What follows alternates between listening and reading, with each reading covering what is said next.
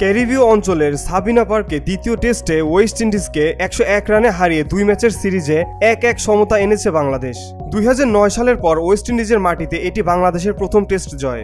এই সিরিজে বাঁহাতি স্পিনার তাইজুল ইসলাম এবং ব্যাটার জাকের আলী তারকা খেলোয়াড় হিসেবে আবির্ভূত হন। চতুর্থ ইনিংসে 50 রানে 5 উইকেট নিয়ে 287 রানের লক্ষ্য অর্জন করতে নেমে 185 রানে গুটিয়ে যাওয়া ওয়েস্ট ইন্ডিজকে ঘুরিয়ে দিতে গুরুত্বপূর্ণ ভূমিকা রাখেন তাইজুল। টেস্টে এটি তাইজুলের 15তম এবং ক্যারিবিয়ান মাটিতে তার প্রথম 5 উইকেট শিকার। তাকে সমর্থন করেন পেসার হাসান মাহমুদ, তাসকিন আহমেদ ও নাহিদ রানা। তারা সম্মিলিতভাবে আরও উইকেট নেন। দ্বিতীয় ইনিংসে জাকের আলীর দ্রুত করা 91 রান ইনিংসে বাংলাদেশকে এগিয়ে দেয়। 5 উইকেটে 193 রানে চতুর্থ দিন শুরু করা জাকের সকালের সেশনে দলের 75 রানের মধ্যে 62 রান নেন।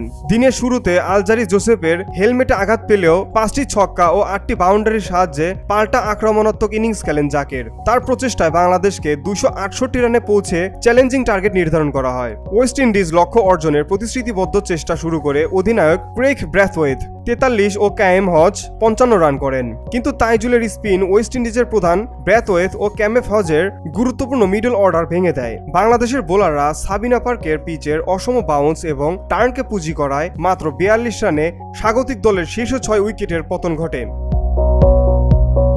Beauty Bangla news desk.